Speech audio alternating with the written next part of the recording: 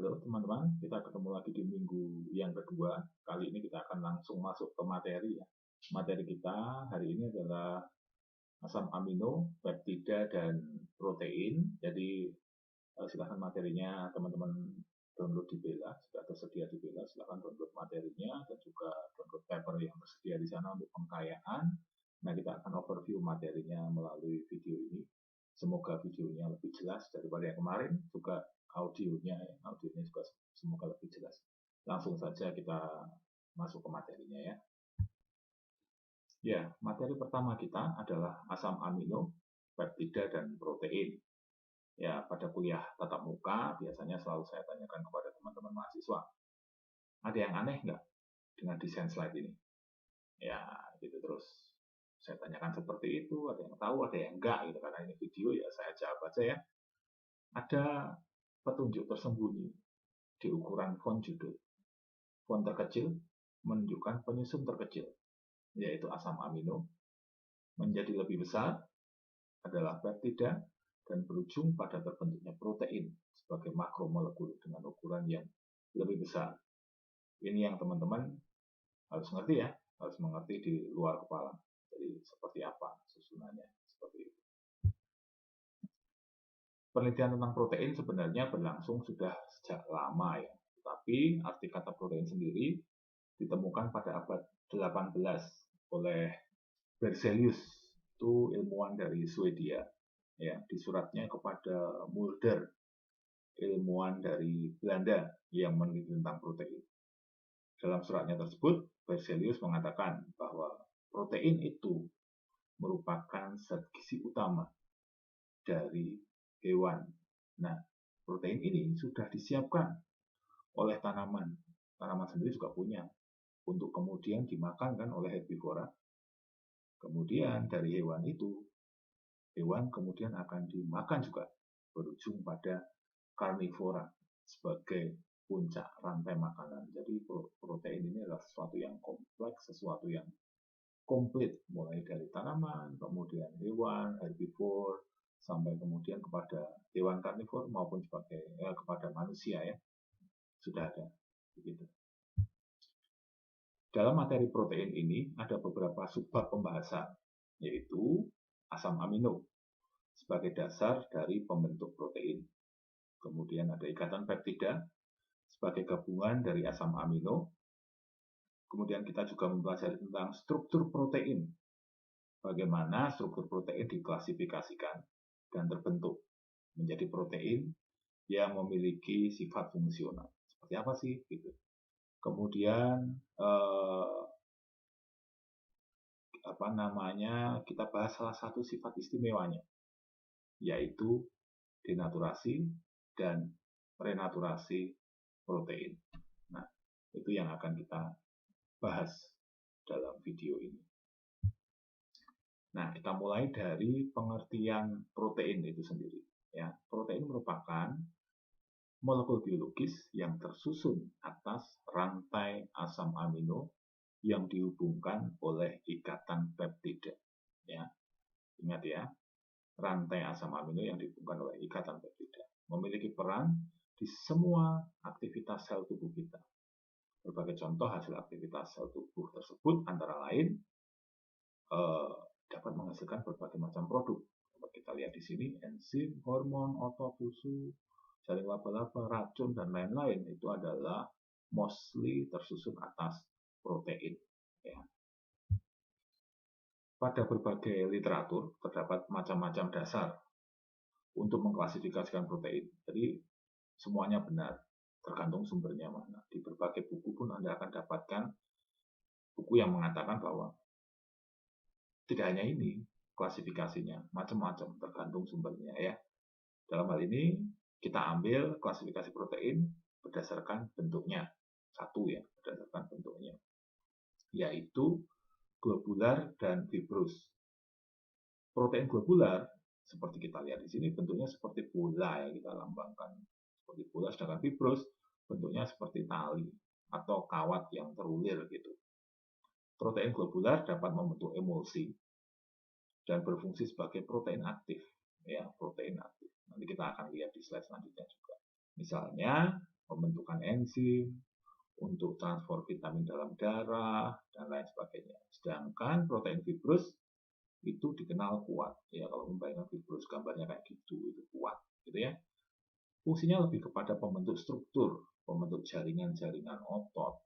Ya, contohnya dari protein globular adalah albumin telur misalnya, kasein susu gitu. Sedangkan protein fibrous contohnya adalah keratin, kolagen, elastin, dan lain-lain. Yang kedua adalah berdasarkan komposisi kimianya. Protein dibedakan menjadi simple protein dan conjugated protein. Simple artinya protein tersebut hanya terdiri dari asam amino dan turunannya. Ketika protein itu terhidrolisis, maka dia akan terpecah menjadi asam amino dan turunannya. Ya. Sedangkan conjugated protein itu adalah protein yang terdiri dari simple protein dan terkombinasi dengan komponen-komponen non-protein. Ya. Contohnya adalah metaloprotein misalnya, artinya protein yang berikatan di dalam protein tersebut dia berikatan dengan logam. Supaya bisa memiliki sifat fungsional, dia harus berikatan dengan logam. Yang lain-lain misalnya nukleoprotein, glikoprotein, fosfoprotein, kromoprotein. Nah, ini tugas dari teman-teman semua untuk mencari ya. Artinya apa sih itu? Nukleoprotein berikatan dengan apa sih? Fosfoprotein. Apa sih? Kromoprotein. Apa sih? Ya. Anda cari ya. Mungkin muncul di ini loh. Apa namanya? Muncul di kuis kita. Yang ketiga, protein dibagi berdasarkan fungsinya, yaitu aktif protein dan pasif protein. Arti dari aktif protein adalah protein yang memiliki fungsi aktif dalam metabolisme, misalnya enzim yang aktif sebagai katalis proses-proses metabolisme, maupun antibodi misalnya yang aktif dalam menjaga tubuh dari paparan-paparan luar seperti virus dan bakteri misalnya gitu. Sedangkan pasif protein lebih kepada pembentuk struktur, misalnya kolagen sebagai pembentuk struktur tulang, kulit, otot. Contoh lain adalah keratin sebagai pembentuk struktur rambut, kuku, dan lain-lain. Tentu Anda juga pernah mendengar iklan salah satu sampo mengandung keratin dan sebagainya. Nah, itu adalah protein. Kalau di slide sebelumnya kita bahas beberapa pengelompokan protein. Sekarang kita masuk pada penyusun protein yang paling kecil, ya, yaitu asam amino. Asam amino yang umum ditemukan sebagai penyusun protein itu sampai sekarang ya ada 20 jenis ya. Yaitu bisa dilihat di slide. Ya, apakah harus hafal? Ya, sebisa mungkin Anda hafal ya, Anda tahu tentang itu ya. Coba dihafalkan. Untuk membantu penghafalan ya, di YouTube itu ada lagu yang menghafalkan asam amino. Tidak hanya asam amino ini, tetapi juga beserta sifat-sifat. Mana yang basa, mana yang asam, mana yang punya cincin aromatis dan lain sebagainya. Ada lagunya itu Twinkle Twinkle Little Star. Ya, tapi bahasanya sudah diganti menjadi penghafalan untuk asam amino dan sifatnya. Ya sebenarnya untuk teknologi pangan itu hafalan juga nggak terlalu perlu ya, cuman yang penting mengerti jenis dan sifatnya. Tapi kan mengerti jenis dan sifatnya ya sama aja kayak hafal ya. Jadi ya wis lah, diusahakan untuk bisa dihafalkan untuk ini. Nah, seperti yang kita tahu ya, asam amino itu juga memiliki 3 huruf sebagai penyingkat namanya. Apa perlu dihafalkan untuk ini? Nah, kalau ini saya bilang tidak usah ya, tidak perlu dihafalkan, tidak apa-apa ya. Jadi nggak perlu untuk dihafalkan kalau itu yang ini. Nah, ini adalah struktur dasar dari asam amino ya. Struktur dasar dari asam amino yaitu memiliki gugus karboksilat ya, di sini ya. Memiliki gugus karboksilat dan juga dia memiliki gugus amina ya di sini ya. Tangan di struktur yang lain itu menggandeng H atau R group ya. R group. Nah, R group inilah yang nantinya akan mempengaruhi sifat-sifat dari asam amino tersebut. Ya. Sifat yang seperti apa akan dipengaruhi oleh R group tersebut. Nah, ya, setelah memandangi slide ini selama beberapa detik, kira-kira apa yang Anda rasakan? Excited, tertarik, semangat, pusing, mual, dan lain-lain? Ya, dinikmati dulu lah. Tarik nafas panjang ya. Semoga tidak mual-mual ya.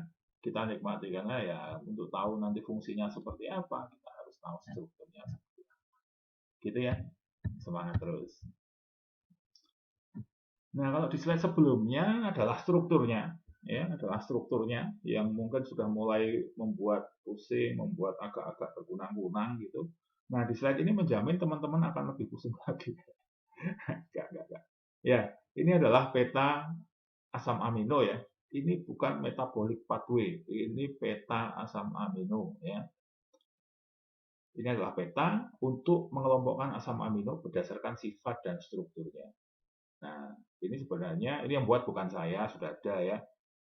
Ini saya ambil dari Juang ya tahun 2004 ya. Dia membuat ini untuk mempermudah. Jadi kalau dia waktu membuat ini awalnya seperti di subway gitu, seperti stasiun-stasiun kereta gitu. Nah, kalau ini saya buat untuk mempermudah dengan nama-nama jalan di Surabaya gitu. Ya, supaya itu mudah teman-teman. Ini harus tahu ya, ini sifat-sifatnya sudah ada semua di situ ya, sudah ada semua di situ. Misalnya asam amino alifatik. Mana ini yang alifatik? Oh, ini jalan Darmo misalnya ya. Ya, asam amino alifatik. Artinya strukturnya panjang, glisin, alanin, valin, isoleusin dan leusin. Kemudian ada yang sifatnya asam atau basa, ya asam basa ini ya kan ada garis-garisnya itu.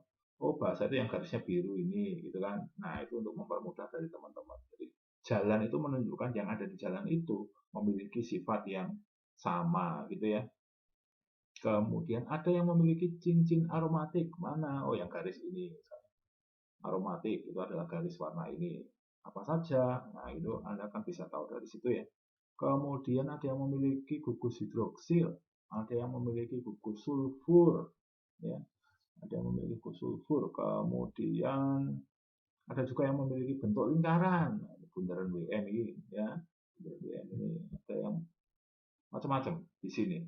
Dari slide ini juga dapat dilihat mana asam amino yang bersifat polar maupun non-polar. Kita lihat polar mungkin tidak terlalu jelas di video ini, Anda bisa nanti lihat di slide juga. Yang polar adalah yang warnanya putih, ya. Yang non-polar warnanya agak abu-abu. Kita lihat di sini, Anda bisa lihat, ya. Kemudian struktur asam amino akan mempengaruhi sifatnya, seperti yang saya katakan tadi ya, serta fungsinya. Asam amino berperan di hampir semua proses metabolisme tubuh, ya. Jadi apa namanya? Selain itu, struktur dan sifat ini juga kemudian dimanfaatkan oleh industri pangan untuk memproduksi asam amino jenis-jenis tertentu yang dibutuhkan. Nah, inilah yang nanti apa namanya? Mungkin teman-teman ada yang bertanya, lah ini mempelajari yang kayak gini ruwetnya itu buat apa? Ya, penerapannya tentu di industri pangan. Ya, jawabannya di mana? Ada di paper yang Anda dapat download di Bella itu. Industri pangan itu memanfaatkan apanya sih dari asam amino itu? Sifat-sifat yang seperti apa? Bagaimana mereka mendapatkannya? Silakan dibaca-baca. Ini untuk memberikan dasar saja. Saya tidak minta Anda untuk langsung menguasai materi kayak apa. Enggak. Supaya dasar aja. Nanti ketika di atas, mulai menanjak semester atas, teman-teman bisa tahu. Teman-teman paling tidak, oh sudah pernah dengar ini. Ini adalah salah satu dari materi biokimia pangan di semester 2. Gitu ya. Untuk mendalami ini, disediakan materi PDF. Nah, salah satu contoh misalnya paling mudah adalah MSG. Gitu misalnya. Industri pangan sangat banyak yang menggunakan. Gitu. Yang lainnya apa? Silakan Anda baca di PDF ya. Silakan diunduh di Bella. Oke, slide ini menunjukkan bahwa asam amino dibedakan menjadi 3 kelompok, yaitu esensial, conditionally non-esensial, dan non esensial. Apa saja Anda bisa baca di situ, tidak usah saya baca satu persatu. Ya, esensial artinya apa? Biasanya saya tanyakan di kelasnya, tapi karena ini rekaman video ya sudah. Ya. Esensial adalah asam amino yang diperlukan oleh tubuh, tetapi tidak dapat diproduksi oleh tubuh. Ya, ingat ya, banyak yang terbalik-balik. Sehingga perlu asupan dari luar. Kemudian conditionally non-essential artinya dia diproduksi oleh tubuh, tapi jumlahnya itu kecil atau tidak mencukupi pada suatu kondisi tertentu. Misalnya pada bayi dia membutuhkan berbagai macam asam amino yang sebenarnya sudah diproduksi oleh tubuh. Cuman karena bayi pada masa pertumbuhan tentu di SD dulu Anda juga sering toh protein itu untuk pertumbuhan. Nah, sebenarnya apa? Nah, sebenarnya ya asam aminonya ini, beberapa asam amino ini dibutuhkan. Ya, sehingga meskipun tubuh memproduksi tetapi tidak cukup, maka harus perlu asupan dari luar. Misalnya pemulihan orang sakit, gitu, lagi sakit, ya, asam amino yang diproduksi itu tidak cukup, maka harus juga diasup dari luar. Ya. Nah, kalau non esensial artinya dia dapat diproduksi oleh tubuh kita, ya, tubuh manusia. Nah, ini adalah beberapa contoh aplikasi asam amino ya, untuk memperoleh asam amino dari berbagai produk pangan ya. Contohnya, banyak perusahaan menggunakan protein nabati sebagai flavoring agent. Ya, flavoring agent nabati. Caranya dengan apa? Ya dengan ekstraksi itu asam amino, senyawa-senyawanya yang kemudian mampu memberikan flavor yang diinginkan. Apa saja itu? Macam-macam. Contohnya silahkan baca sendiri di artikel yang telah diberikan. Misalnya kecap diproduksi dengan menghidrolisis protein kedelai dengan cara fermentasi maupun direbus dengan larutan asam yang mendidih. MSG ya, banyak banget yang kita kenal ya, monosodium glutamat banyak banget yang kita kenal. Ya.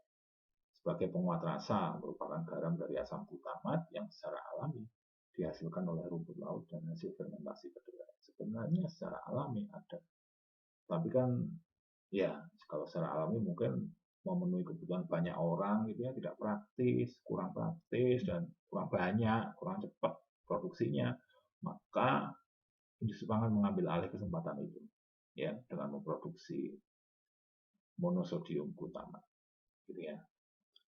Nah, sekarang kita masuk ke materi ikatan peptida. Asam amino akan bergabung membentuk struktur yang lebih besar bernama peptida yang dihubungkan oleh ikatan peptida. Penjelasannya seperti ini. Kalau dihubungkan dengan satu ikatan peptida maka dipeptida dan seterusnya. Ya, beberapa jenis peptida seperti dipeptida, tripeptida, oligopeptida, polipeptida dinamakan protein jika merupakan peptida yang memiliki lebih dari 50 asam amino. Jadi ketika dia lebih dari 50 asam amino, maka dia disebut sebagai protein. Pertanyaannya adalah mengapa atau bagaimana ikatan peptida itu dapat terbentuk. Nah, ini mungkin teman-teman sudah tahu dari kimia organik ya, karena ada reaksi dehidrasi, yaitu reaksi pelepasan molekul air dari senyawa-senyawa yang bereaksi. Dia akan melepaskan molekul air, kemudian dia akan membentuk ikatan peptida. Dia akan bergabung, asam-asam amino ini akan bergabung membentuk ikatan peptida seperti ini dengan cara melepaskan airnya. Sebaliknya, ikatan peptida juga dapat dilepas dengan reaksi hidrolisis. Nah, ini ada peptida, ya. Ada peptida, kemudian hidrolisis. Namanya juga hidrolisis, berarti kan dia terpapar oleh air ya, H2O ya. Terpapar oleh H2O, maka dia akan terbreakdown ya. Terbreakdown menjadi peptida maupun asam-asam amino. Ini adalah prinsip dari hidrolisis ikatan peptida. Nah, yang paling banyak menerapkan ini siapa?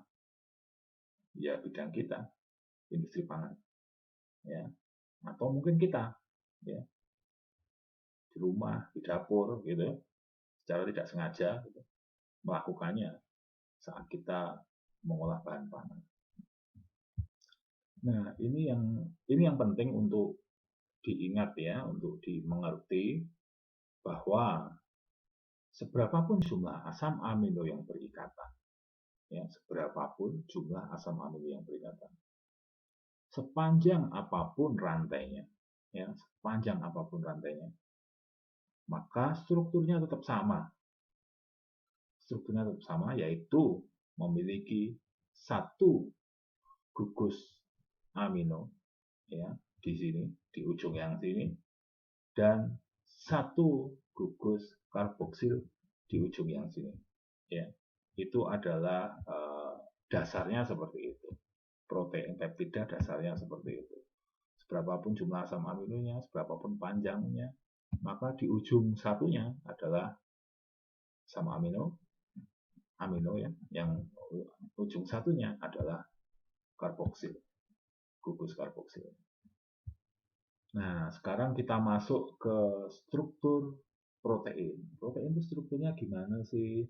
Bentuknya kayak apa sih? Kemudian protein yang kita kenal itu apa namanya, yang memiliki sifat-sifat fungsional itu yang kita kenal itu strukturnya yang mana sih, gitu ya.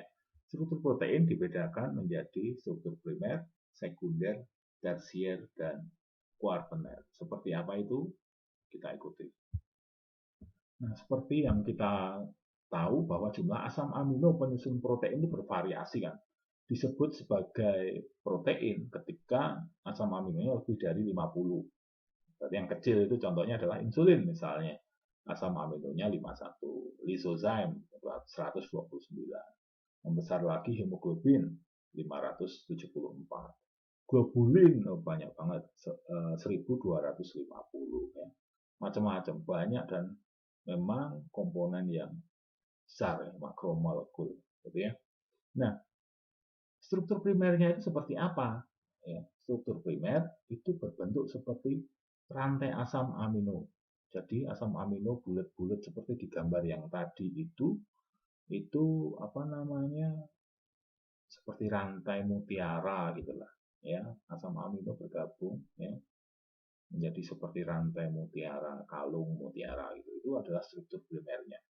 Nah, struktur primer ini itu nanti akan menentukan folding namanya folding. Di sini kita ketahui kita akan mengenal yang namanya folding atau pembengkokan dari struktur polipeptida yang kemudian itu nanti akan berperan menentukan sifat proteinnya seperti apa. Nah, apa namanya, posisi-posisi dari asam amino di rantai tersebut juga penting ya, penting untuk kemudian mana foldingnya ini, membengkoknya itu ke arah mana. Nah, kaitannya dengan ini asam amino yang polar ya, bersifat hidrofilik ya. Tentu ya Anda sudah tahu bahwa kalau polar yaitu hidrofilik dan cenderung terletak di bagian luar dari struktur proteinnya nanti. Kemudian kalau yang non polar itu hidrofobik. Filik itu hidrofilik tadi artinya senang air ya. Kalau hidrofobik itu artinya dia nggak suka air. Ketika tidak suka air, dia cenderung terletak di bagian dalam dari struktur protein tersebut. Pertanyaannya adalah kenapa kok yang hidrofil dia akan ada di bagian luar, dan kalau hidrofob dia ada di bagian dalam. Kenapa? Ya, siapa tahu keluar di UAS ya, dicek. Kenapa sih? Gitu. Nah, ini adalah struktur sekunder. Nah, kalau yang tadi masih bentuknya rantai panjang gitu ya. Kalau di struktur sekunder ini sudah terjadi folding atau pembengkokan ya. Ini kita lihat ada pembengkokan. Kok bisa bengkok sih? Nah, gitu. Pertanyaannya kan gitu. Apa yang mengakibatkan dia bisa bengkok? Nah, Yang mengakibatkan bahwa terjadi pembengkokan adalah adanya ikatan hidrogen yang lemah ya, pada gugus NCC. Kalau Anda lihat, nanti lihat di silahkan lihat di slide yang lebih besar ya. Ini ada hidrogen berikatan lemah, tetapi kemudian dia mampu membengkokkan struktur protein yang semula struktur primer yang seperti rantai itu, kemudian dia bengkok ya. Pada backbone, rantai polipeptida backbone itu ya, maksudnya yang tulang-tulangnya, rantainya itu ya, ikatan hidrogen yang mengakibatkan tersebut. Folding yang terjadi pada struktur sekunder itu kemudian berlanjut menjadi struktur tersier. Nah, bentuknya seperti ini. Bedanya apa dengan yang tadi? Kalau kita amati dari bentuk ini, maka dia berbentuk 3 dimensi ya, di mana sifatnya ditentukan oleh asam amino penyusunnya. Nah, yang mengakibatkan apa kalau di sini? Kalau yang tadi adalah ikatan hidrogen yang lemah kan, foldingnya masih seperti itu ya, masih sederhana seperti itu. Tapi kemudian dia mampu membentuk struktur 3 dimensi. Yang mengakibatkan apa? Nah, hal ini pada struktur tersier disebabkan oleh ikatan kovalen. Misalnya apa? Misalnya jembatan sistein-sistein ya, dari sistein-sistein disulfida. Nanti pada penerapannya seperti apa Anda akan tahu ya, dibaca itu di materi yang ada di situ. Kalau di industri pangan itu nanti perannya apa fungsi sistein, kemudian sulfida itu seperti apa gitu ya. Nah, ini tadi sudah kita singgung ya, hidrofobik akan berada di dalam, hidrofilik akan berada di luar. Nah, ini adalah gambaran dari struktur kuartener. Kita lihat warnanya beda. Ya, kalau yang tadi tersier tadi masih merah gitu ya. Kalau yang ini ada merah dan biru. Artinya apa? Artinya struktur kuartener ini terbentuk jika beberapa jenis polipeptida yang telah mengalami folding sampai dengan struktur tersier bergabung menjadi satu, membentuk struktur yang kompak. Jadi beberapa jenis polipeptida, jadi ada macam-macam polipeptidanya itu yang memiliki struktur sampai struktur tersier itu bergabung menjadi satu, ya, membentuk struktur yang kompak. Contohnya apa? Contohnya adalah hemoglobin. Dia memiliki 4 polipeptida. Nah, polipeptida yang tersusun secara kompak ini akan membentuk yang dinamakan fungsional protein. Artinya apa? Artinya adalah protein yang memiliki sifat fungsional ya, yang kita tahu ya. Jadi enzim lah, jadi membentuk struktur lah, macam-macam, antibodi lah gitu ya. Nah, protein hanya bisa berfungsi optimal dalam bentuk kuartener ya. Asam amino penyusun struktur primer. Nah, itu tadi berarti asam amino kalau struktur primer nggak penting. Justru pentingnya di situ bahwa asam amino penyusun struktur primer itu bertanggung jawab terhadap sifat fungsionalnya si kuartener ini. Jadi tetap penting bahwa susunan asam amino pada struktur primer itu dia yang akan menentukan sifat fungsional dari si kuartener ini. Gitu. Oke, sekarang kita akan masuk pada materi sifat protein yang paling terkenal, paling famous ya, yaitu denaturasi dan renaturasi. Denaturasinya keras, renaturasinya nggak terlalu keras karena sifat yang paling banyak kita kenal memang denaturasi. Kita banyak memanfaatkan sifat-sifat ini ya. Denaturasi adalah suatu peristiwa yang melibatkan transformasi atau perubahan struktur protein dari yang kompak atau folded menjadi bentuk yang unfolded. Ya, menjadi bentuk yang unfolded. Jadi putih telur itu kan kayak cairan, itu malah justru bentuknya kompak itu ya kayak gitu. ketika dia dipanaskan, maka dia akan berbentuk padat kan, warna berubah jadi putih gitu ya, misalnya telur rebus gitu. Itu justru malah bentuk yang unfolded atau bentuk yang tidak kompak gitu ya. Nah, proses ini terjadi secara mendadak dan secara keseluruhan dalam kondisi tertentu. Ya. Jika reaksi ini reversibel, maka akan terjadi secara lambat. Jadi memang ketika ini reversibel atau bisa terjadi renaturasi, maka agak susah untuk membayangkan ya. Misalnya kita merebus telur atau menggoreng telur gitu, atau memanggang daging gitu, terus kemudian bisa berubah menjadi bentuk mentahnya, ya sangat sulit. Tapi kan memang ada dua macam ya, bisa kembali atau tidak. Nah, gitu. Yang bisa kembali, bisa terjadi renaturasi itu biasanya adalah protein yang ada di level sel. Ada di level sel dia bisa kembali gitu. Dengan reaksi metabolismenya dia bisa kemudian kembali. Misalnya ribosom gitu ya, di dalam level-level sel itu akan kembali. Jadi jangan bayangkan bahwa ketika Anda rebus telur terus Anda diamkan gitu dia akan kembali menjadi bentuk telur mentahnya ya. Susah untuk dibayangkan itu. Bukan seperti itu maksudnya. Nah, denaturasi merupakan konversi dari molekul yang memiliki fungsi biologis. Ya, awalnya memiliki fungsi biologis menjadi bentuk non fungsional. Misalnya telur itu kan memiliki fungsi biologis, itu telur ayam untuk aslinya kan ketika dia induknya bertelur, kemudian dia akan dierami dan menetas toh menjadi ayam yang baru gitu kan. Itu kan fungsi biologis. Nah, ketika sudah terdenaturasi, Anda rebus, Anda goreng gitu kan, ya sudah, dia akan bertransformasi menjadi bentuk yang non fungsional. Ya, nggak akan mungkin ya, sudah digoreng, sudah direbus, kemudian muncul, kemudian Anda rame, diramkan gitu, terus muncul jadi anak ayam gitu kan enggak. Ya. Protein yang terdenaturasi memiliki kecenderungan untuk membentuk agregat. Ya, kita tahu ya, denaturasi telur rebus padat, daging padat, ya seperti itu, tahu dan lain sebagainya. Ya. Protein dapat berubah ke bentuk asli renaturasi tapi sangat lambat. Ini yang saya katakan tadi. Jangan bayangkan bahwa itu terjadi di daging atau telur atau itu ya. Tapi bayangkan di level sel dia bisa mengalami renaturasi. Bahwa renaturasi is possible.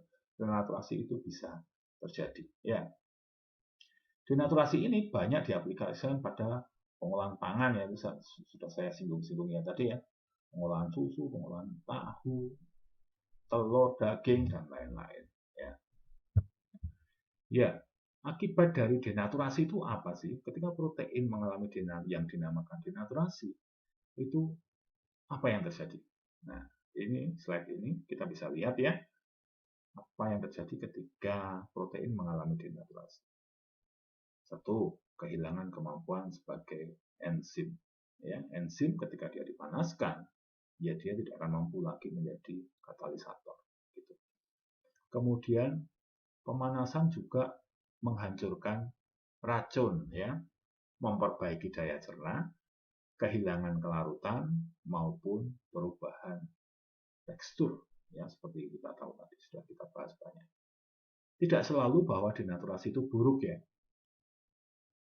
Bahkan kita banyak memanfaatkan denaturasi untuk proses pengolahan pangan. Ini adalah skema terjadinya denaturasi protein. Kita lihat natif protein. Kondisi aslinya seperti ini natif protein. Kondisinya seimbang ya. Di bagian dalam ini adalah hidrofobiknya, di bagian luar ini adalah hidrofiliknya. Nah, kemudian pada kondisi terdenaturasi ya, berbagai macam yang ada mengakibatkan terjadinya denaturasi, itu maka kemudian strukturnya itu akan menjadi unfolding ya, unfolding.